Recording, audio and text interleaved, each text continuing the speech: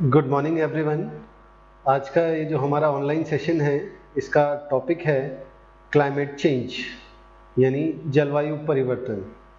इस सेक्शन में हम देखने की कोशिश करेंगे कि किस प्रकार पृथ्वी की जलवायु जो है वो बदलती रही है और वर्तमान में क्या जलवायु परिवर्तन का क्या परिदृश्य है। इस विषय पर हम डिटेल्ड एनालिसिस करेंगे। तो जैसा कि हम जानते हैं कि हमारी धरती जो है अपने आप में एक अनोखा ग्रह है, एक विशिष्ट स्थान रखता है सौरमंडल के अन्य ग्रहों की तुलना में। यहाँ पर जो सबसे विशेष बात है जो इसको अलग बनाती है अन्य ग्रहों की तुलना में, वो है यहाँ पर मिलने वाला जीवन। यदि आप सोचें कि जीवन क्यों मिलता है हमारी पृथ्वी पर, तो आप पाएंगे कि यहाँ जीवन देने के लिए, जीवन जीने के लिए कुछ अनुकूल तत्व हैं, जिसमें अनुकूल तापमान, वर्षा, वर्षा का वितरण, ये ऐसे तत्व हैं जो जीवन को आगे बढ़ाने में सहायक होते हैं। पृथ्वी पर हम जानते हैं कि सबसे पहले जो जीवन है ब्लू ग्रीन एल्गी के रूप में जल में उत्पन्न हुआ और धीरे धीरे ये विकास करते करते आज आप देखें कि धरती पर लगभग सभी जगह जीवन किसी न किसी रूप में उपस्थित है।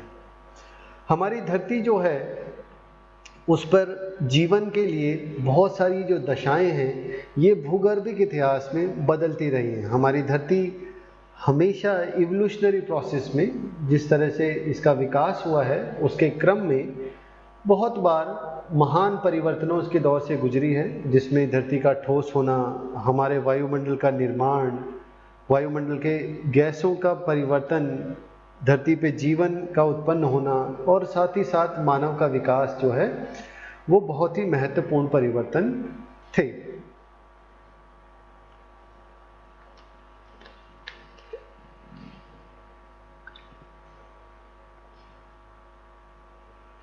पृथ्वी पर होने वाले विभिन्न परिवर्तनों के संदर्भ में यदि हम देखें तो जलवायु परिवर्तन भी एक महत्वपूर्ण परिवर्तन के रूप में जाना जाता है। आज मानव ने तकनीकी विकास और अपने कौशल के दम पर पृथ्वी पर और पृथ्वी के पर्यावरण पर पाए जाने वाले सभी तत्वों पर अपना प्रभाव दिखाया है। तीव्र गति से बढ़ती जनसंख्या तीव्र गति से बढ़ती जनसंख्या और नगरीकरण के कारण ये जो परिवर्तनों का दौर है, ये परिवर्तनों की जो गति है, उनकी दिशा है और भी व्यापक और भी महान हो गई। अब यदि देखें तो हमारे इस टॉपिक से जुड़ा हुआ जलवायु परिवर्तन को समझने से पहले, जैसा हमने पहले भी क्लाइमेटोलॉजी में मौसम, जलवायु और ऋतु में अंतर दिखा था, एक बार फिर से रीकैप के लिए हम दोबारा से देखते हैं कि क्या अंतर होता है तीनों तत्वों में।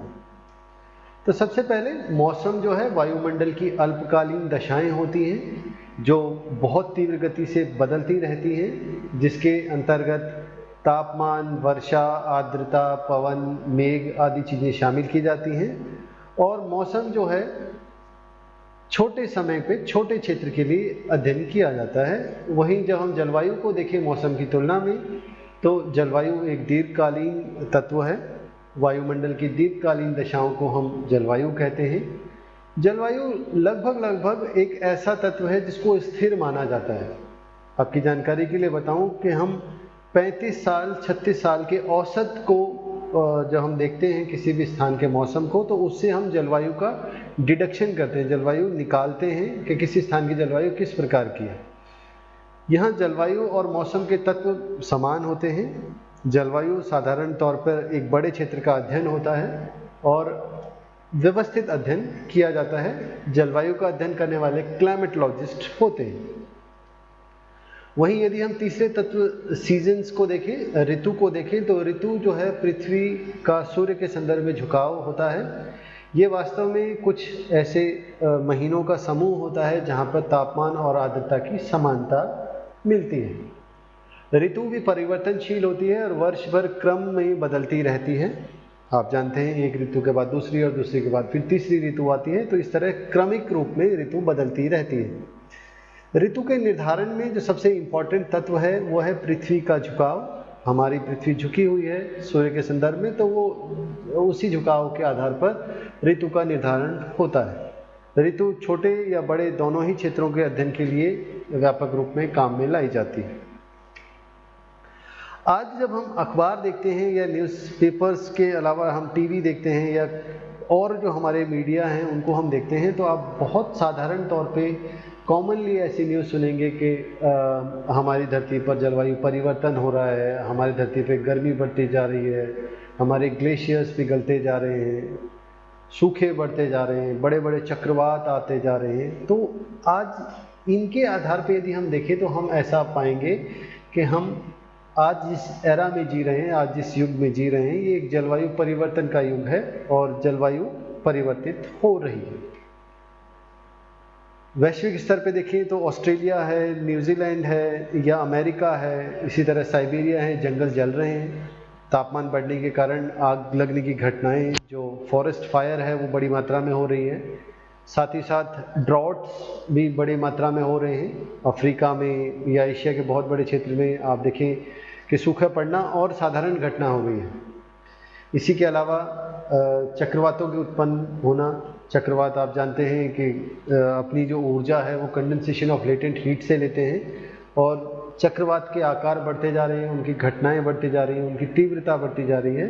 तो इस तरह ये सारी चीज़ें जो हैं, जो सामान्य जलवायु के तत्व हैं, उनमें परिवर्तन की ओर इशारा करती हैं। तो जैसा मैंने आपको पीछे बताया कि जलवायु जो है हजारों वर्षों के अध्ययन के बाद एक किसी भी स्थान की जलवायु निर्धारित होती है और जलवायु जो है वो हमारी धरती पर ऐतिहासिक तौर पे बदलती रही है। हमारी जलवायु की जो घटनाएं हैं उनसे न केवल कोई एक क्षेत्र बल्कि पूरी की पूरी धरती प्रभावित होती है।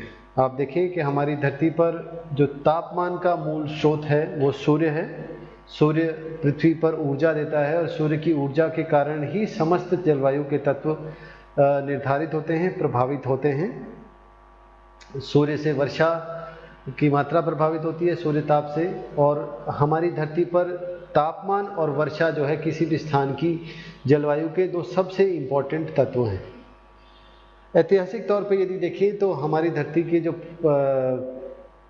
प्रारंभिक अवस्था थी, जब हमारी धरती विकास के प्रारंभिक अवस्था में थी, तब हमारी जलवायु अलग प्रकार की थी। धीरे धीरे हमारी धरती ठंडी होती गई और यहाँ पर एक ऐसा समय आया जब हिमयुग भी आया। हम जानते हैं कि लास्ट जो आइस एज है वो प्लिस्टोसीन एज में आया। तो इस तरह ऐतिहासिक तौर पर हिमयुग का काल भी रहा है, जो जलवायु परिवर्तन का ही परिणाम रहा है। यदि हम जलवायु परिवर्तन को देखें तो जलवायु परिवर्तन क्या होता है, तो जलवायु परिवर्तन जलवायु के तत्वों में एक महत्वपूर्ण परिवर्तन की ओर इशारा करता है। Climate change is defined as the statistically significant change in the climatic parameters. जो क्लाइमेटिक पैरामीटर्स हैं, तापमान है, वर्षा है, आर्द्रता है, हवा की दिशा है, उसकी गति है, इन सभी में सिग्निफिकेंट जो चेंज होता है उसको हम यदि स्टैटिस्टिकल एनालाइज करें, हम उसके स्टैटिस्टिकल टेस्ट लगाएं, तो हमें पता चलता है कि जलवायु परिवर्तन हो रहा है। तो जैसा हम जानते हैं कि हमारी धरती पर जलवायु का एक विशेष महत्व है जीवन को देने के लिए। हमारी धरती जलवायु परिवर्तनों के विभिन्न दौर से गुजरी है, जैसा मैंने पीछे भी बताया। ऐतिहासिक काल में होने वाले जो जलवायु परिवर्तन थे उनका मूल रूप से प्राकृतिक कारण था। प्राकृतिक तत्वों में इस तरह का बदलाव हो रहा था कि जलवायु बदलती थी।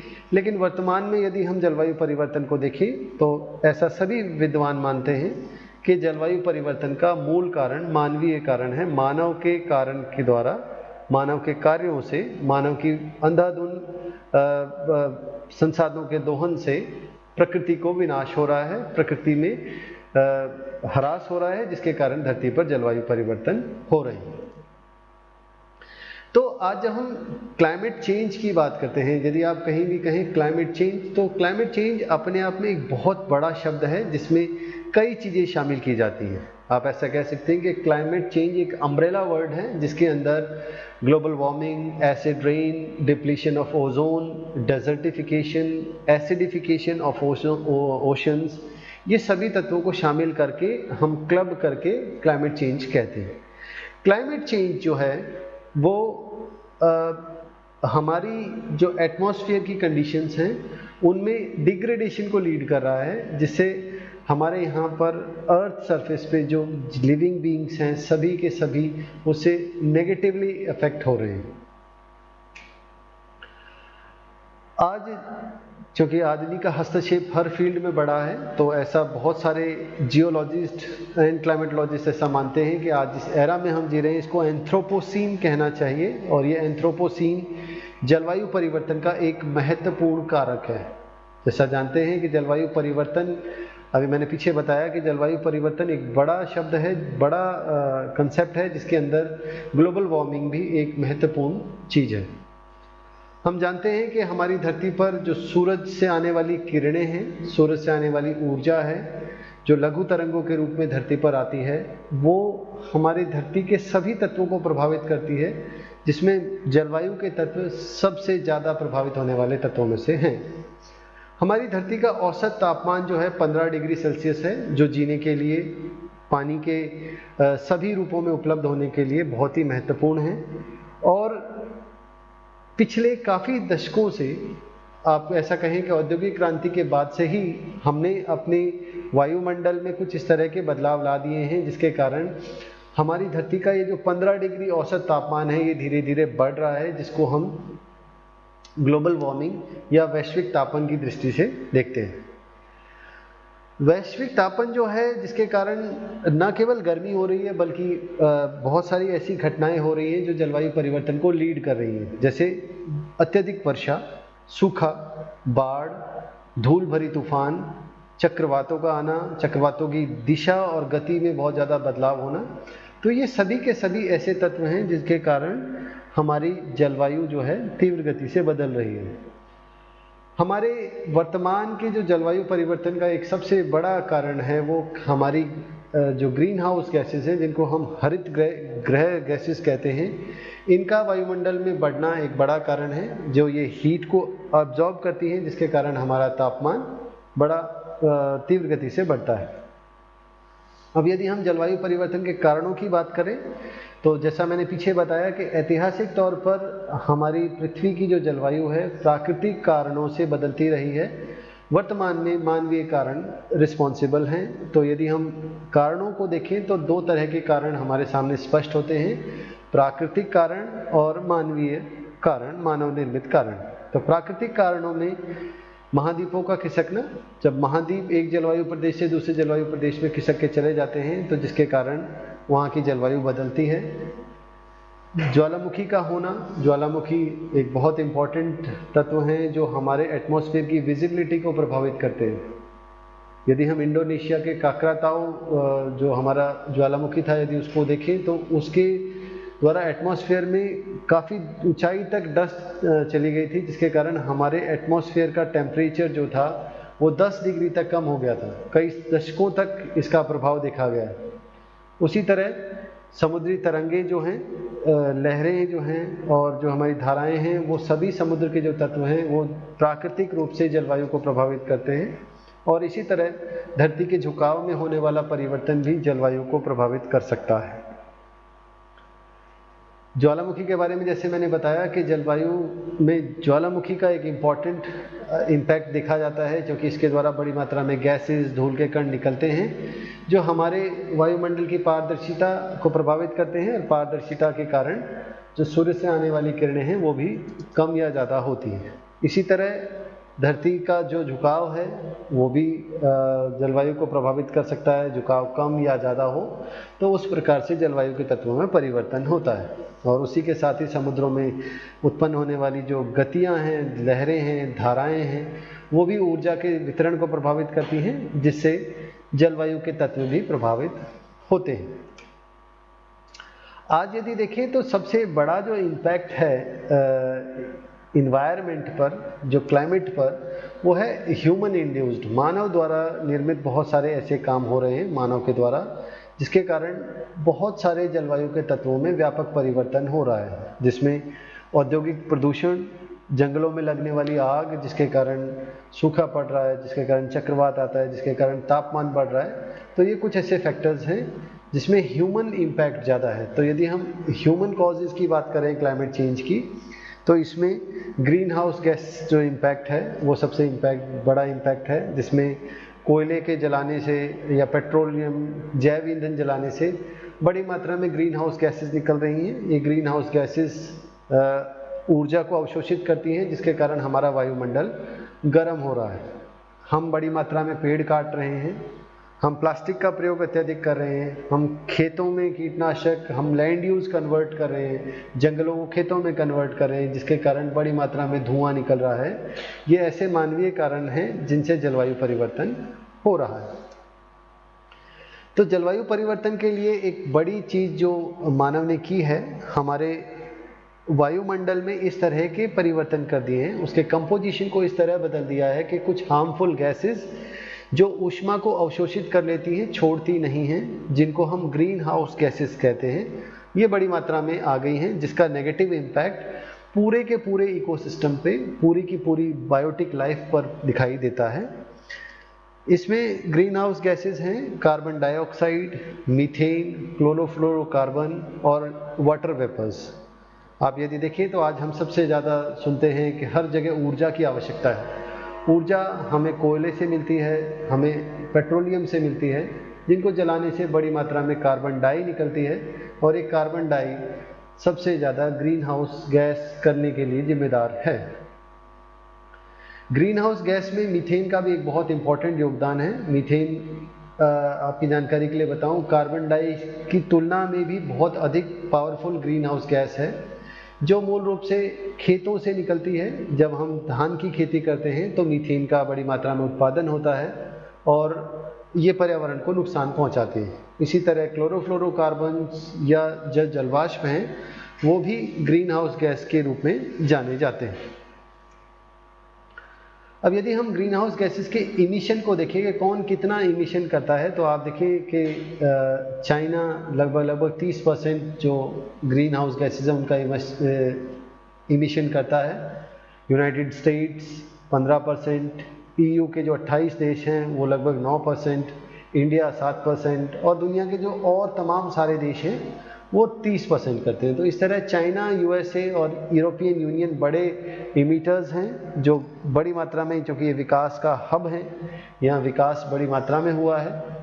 पिछले काफ़ी दशकों में इनकी अर्थव्यवस्था में जो जैव ईंधन है वो बड़ी मात्रा में जलाया जा रहा है, जिसके कारण ये बड़े प्रोड्यूसर हैं।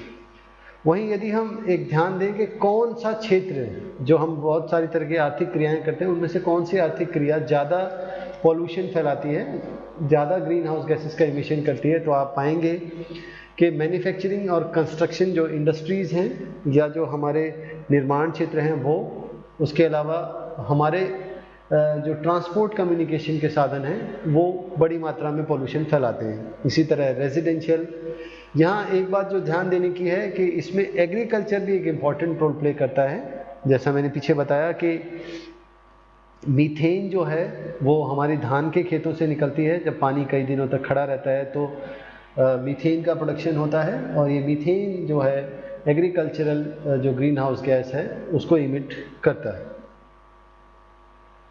तो ये आपके सामने बहुत सारे क्षेत्र दिए गए हैं कि कहाँ कहाँ से इमिशन हो रहा है। तो ज़्यादातर हम इलेक्ट्रिसिटी और गर्मी पैदा करने के लिए जो ऊर्जा ले रहे हैं उससे बड़ी मात्रा में हीट जनरेट हो रही है और ग्रीन हाउस गैसेज इमिट हो रही हैं। इसके अलावा दूसरा जो सबसे इम्पॉर्टेंट कारण है वो है agriculture and forestry land use भी, जिसके कारण जैसे मान लीजिए आज कोई खेत है, यदि हम उसको काट के खेत को और किसी कंस्ट्रक्शन वर्क में यूज़ करें, या कोई जंगल है उसको काट के खेत बना लें, तो दोनों ही प्रकार के लैंड यूज़ कन्वर्जन में जो ग्रीन हाउस गैसेज हैं, CO2 है, मीथेन है, इसका उत्पादन होता है।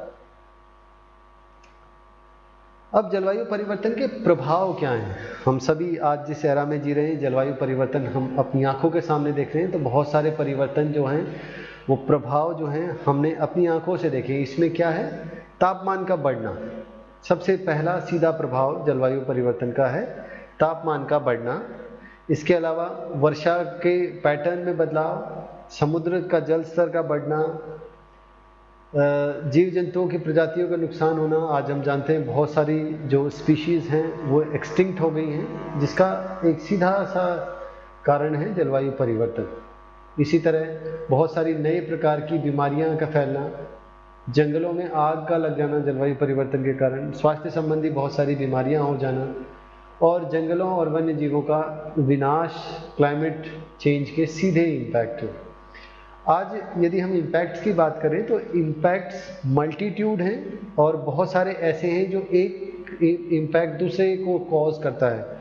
तो जलवायु परिवर्तन से तापमान बढ़ता है और तापमान के बढ़ने के कारण वर्षा और आर्द्रता की स्थिति बदल जाती है और तापमान के कारण ही समुद्र तलों का जल स्तर बढ़ रहा है क्योंकि बर्फ हमारे ग्लेशियर से पिघलती जा रही है। तो इस तरह एक दूसरे को पॉजिटिव फैक्टर्स भी हैं ये जो आपस में भी पुल पुश रखते हैं।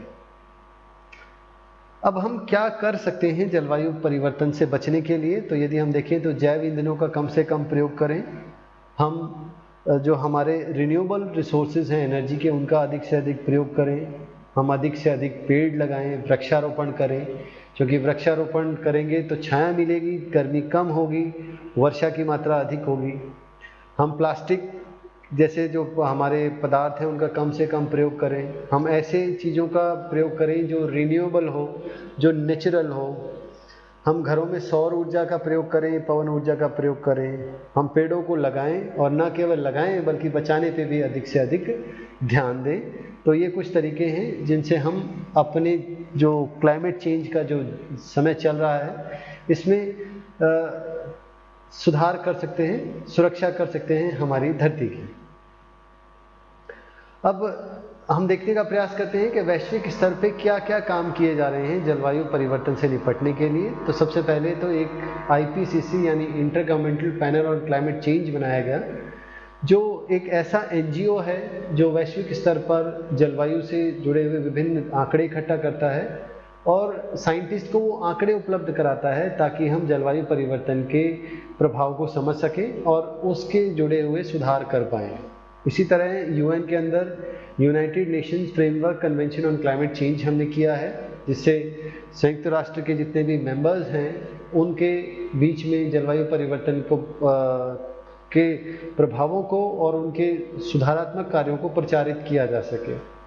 हमने ग्लोबल वार्मिंग से निपटने के लिए 1997 में क्योटो प्रोटोकॉल जापान में साइन किया, जिससे हम अपनी ग्रीन हाउस गैसेस के इमिशन को कम कर सकें। हम वर्ष के विभिन्न समय पर UN के विभिन्न मीटिंग का आयोजन करते हैं, जिसमें कॉन्फ्रेंस ऑफ पार्टीज जो COP है उसका हमने आयोजन करते हैं हर साल एक जगह, ताकि जो विभिन्न देश हैं उनके बीच में जलवायु परिवर्तन के विभिन्न कदमों को लेकर सामंजस्य बनाया जा सके, सुधार के सामूहिक फैसले लिए जा सके। इसी क्रम में पेरिस समझौता भी एक बहुत महत्वपूर्ण अंतर्राष्ट्रीय प्रयास था, जिसमें हमने जलवायु परिवर्तन के मुद्दे पर बातचीत की और सहयोग लेने की कोशिश की वैश्विक स्तर पर। अब प्रश्न ये उठता है कि हम भारत में क्या कर रहे हैं। यदि आप भारत में देखें तो हमने एक जलवायु परिवर्तन से निपटने के लिए एक कमेटी बनाई है जिसको NAPCC कहते हैं। ये क्लाइमेट चेंज के प्रोग्राम को गवर्न करती है और बहुत सारे जो स्टेक होल्डर्स हैं, साइंटिस्ट हैं, हमारे जो मिनिस्ट्रीज़ हैं, बहुत सारी जो स्टेट गवर्नमेंट्स हैं, उनके बीच में कोऑर्डिनेशन करते हैं। इसी की सलाह पर भारत में 8 मिशन चलाए गए हैं, जिसमें सौर मिशन, एनर्जी एफिशिएंसी मिशन, हमारे जो हैबिटेट है उसके कंजर्वेशन के लिए, इसी तरह वाटर कंजर्वेशन के लिए, हिमालयन इकोलॉजी के लिए, ग्रीन मिशन चलाया हमने भारत को हरा करने के लिए, सस्टेनेबल एग्रीकल्चर पे चलाया हमने। इसी तरह हमने स्ट्रेटेजिक जो नॉलेज है उसको डिस्पर्स करने का, उसको डिसमिनेट करने का स्टेक होल्डर्स के बीच में हमने ऐसे 8 मिशन चलाए हैं, जिससे भारत भी विश्व में होने वाले जो जलवायु परिवर्तन के कार्य हैं उनमें आगे अग्रणीय भूमिका निभाता है और बहुत ही निर्णायक भूमिका निभा सकता है, क्योंकि भारत एक विकासशील देश है। हमारे पास विभिन्न प्रकार की ऐसे टेक्नोलॉजीज़ हैं जो क्लाइमेट चेंज पे मिटिगेट कर सकते हैं, वैश्विक स्तर पे सुधार ला सकते हैं। हमने एक और काम किया है कि अंतर्राष्ट्रीय जो सौर संगठन है, इंटरनेशनल सोलर अलायंस है, वहाँ पे हमने उसकी जो मेंबरशिप है वो ली है। इसका मुख्यालय जो है हरियाणा गुरुग्राम में है। इसके तहत हम भारत में कोशिश कर रहे हैं कि जो हम रिन्यूएबल रिसोर्सेज है जिससे हम एनर्जी बना सकते हैं उनको प्रमोट किया जाए, और आने वाले समय में हम अपनी एनर्जी का मेजर चंक जो आज हम फॉसिल फ्यूल से डिराइव कर रहे हैं वो रिन्यूएबल एनर्जी सोर्सेज से लिया जाए। भारत जैसे देश जो मूल रूप से ट्रॉपिकल रीजन में है जहाँ पर साल भर गर्मी पड़ती है, क्लाइमेट चेंज से लड़ने के लिए सोलर एनर्जी का यूज़ एक बहुत ही एफिशिएंट तरीका हो सकता है। भारत के पास पोटेंशियल बहुत ज़्यादा है और हम प्रयास कर रहे हैं कि जो हमारी सोलर एनर्जी को टैप करने की जो पोटेंशियल है उसको स्टोर करने के लिए बैटरीज हैं, सोलर पैनल है या और जो टेक्निकल नो हाउस हैं उनको आगे बढ़ाएं, ताकि आने वाले समय में हम जो है अपनी एनर्जी को नॉन रिन्यूएबल एनर्जी रिसोर्सेज से रिन्यूएबल एनर्जी रिसोर्सेज की तरफ शिफ्ट कर पाएँ। तो देखिए इस तरह काफ़ी बड़े पैमाने पे सोलर पैनल लगाने की ज़रूरत पड़ती है और भारत में साल भर गर्मी पड़ती है, जिसके कारण ये एफिशिएंट तरीका हो सकता है भविष्य में जिससे हम क्लाइमेट चेंज से लड़ पाएँ। न केवल भारत बल्कि पूरी की पूरी अर्थ पे जो ट्रॉपिकल एरिया है वहाँ सभी जगह ये काफ़ी पोटेंशियल वाला तरीका है।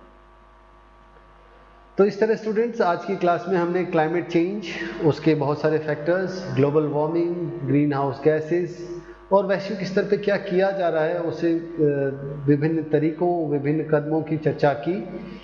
आई होप इस क्लास के बाद आप ये समझ पाए हैं कि क्लाइमेट चेंज क्या होता है और वर्तमान में जो क्लाइमेट के जो पैरामीटर्स हैं, बहुत ज़्यादा गर्मी होना, बहुत अत्यधिक वर्षा होना या वर्षा का ना होना, चक्रवातों का बार बार आना, ये किस तरह जलवायु परिवर्तन के इंडिकेटर्स हैं, आप इनको समझ पाए होंगे। अब आपके सामने स्लाइड पर कुछ प्रश्न दिए गए हैं, कुछ शॉर्ट आंसर टाइप हैं, कुछ लॉन्ग आंसर टाइप हैं। आप सभी क्लास का लेक्चर सुने और इन प्रश्नों का व्यवस्थित उत्तर देने की कोशिश करें। तो आज के लिए इतना ही। आपके कोई प्रश्न हैं, कोई सुझाव हैं तो आप कॉलेज के व्हाट्सएप ग्रुप के माध्यम से या इस ईमेल आईडी से मेरे से जुड़ सकते हैं। आज के लिए धन्यवाद।